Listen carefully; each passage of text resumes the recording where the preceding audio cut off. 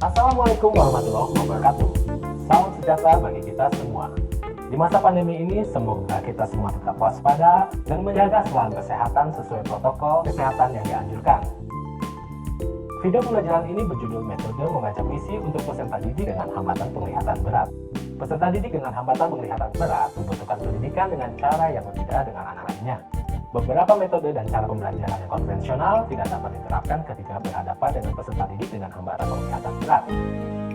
Alat-alat seperti tablet, mesin ketik braille, audiobook dapat digunakan menggantikan alat tulis dan buku yang umumnya digunakan. Proses pembelajarannya pun perlu dilakukan dengan perlahan dan mengandalkan penggunaan indera-indera yang lainnya. Berikut adalah metodenya. 1. Kuasai unsur-unsur puisi. Unsur yang pertama adalah vokal. Vokal pada membaca puisi berkaitan dengan warna dan karakter suara, artikulasi, serta intonasi.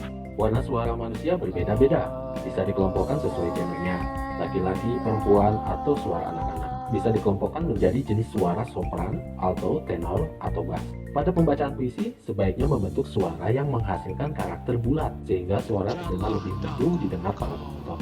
Unsur kedua adalah ekspresi. Ekspresi adalah pemberian rasa atau penghayatan dalam membaca puisi. Ekspresi membaca puisi terdiri dari pengaturan mimik wajah dan gestur atau gerak tubuh.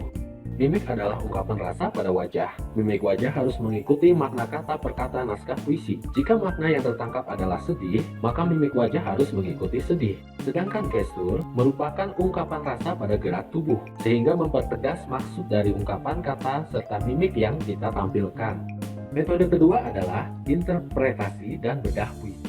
Interpretasi puisi merupakan pemahaman terhadap naskah puisi. Pada langkah ini, peserta didik wajib mengetahui makna naskah puisi. Caranya dengan membaca keseluruhan naskah puisi, sehingga bisa diketahui apakah puisi tersebut bertemakan kepahlawanan, percintaan, religi, dan lain-lain. Sehingga sebagai dasar untuk menentukan cara membacanya, apakah dengan penuh semangat dan bersuara lantang, ataukah membaca dengan nuansa lirik dan kesedihan, atau lebih natural dengan sesekali ada penekanan.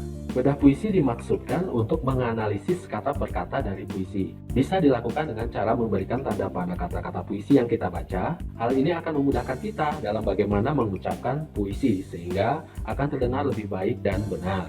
Contoh bedah puisi pada unsur vokal. Pada teks kami yang kini terbaring antara Karawang Bekasi, kita bubuhkan tanda bold pada kata kami, terbaring, serta Karawang Bekasi untuk intonasi naik turun sehingga dibaca seperti berikut. Kami yang kini terbaring antara Karawang Bekasi. Pada teks tidak bisa teriak merdeka dan angkat senjata lagi, kita bubuhkan tanda bold dan kapital pada kata merdeka untuk pemberian intonasi penekanan berteriak. Contoh, tidak bisa teriak merdeka dan angkat senjata lagi. Contoh membedah puisi pada gestur. Berikut contoh teks aku mau tak seorang kan merayu, tidak juga kau. Kita bisa menentukan kata-kata yang memerlukan gerak, kemudian bubuhi tanda garis bawah. Misalnya pada kata aku, tak, dan kau. Ketika mengucap aku, telapak tangan yang bebas diletakkan di dada. Ketika mengucap tak, telapak tangan yang bebas menghadap penonton, kemudian digerakkan ke kanan ke kiri secara berulang. Ketika mengucap kau, posisi tangan menunjuk ke depan, sehingga hasilnya seperti ini. Aku mau tak seorang kan merayu, tidak juga kau. Ada penampilan membaca puisi.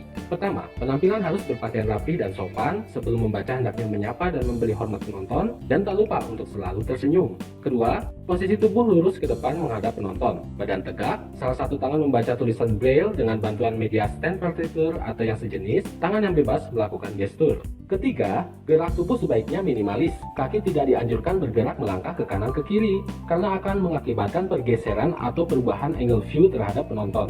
Posisi tubuh tidak simetris dengan posisi penonton akan menjadi pemandangan yang tidak nyaman dilihat. Gestur sebaiknya lebih kepada gerak kepala dan tangan yang bebas saja, dan gerak ini harus mendukung atau sesuai dengan makna kata-kata yang diucapkan. Video pembelajaran ini cukup efektif sebagai strategi pembelajaran di masa pandemi ini. Namun akan lebih efektif jika ditindaklanjuti dengan home visit, sehingga materi tersampaikan sempurna. Sekian dari saya, semoga video ini bermanfaat. Mohon maaf adanya kesalahan.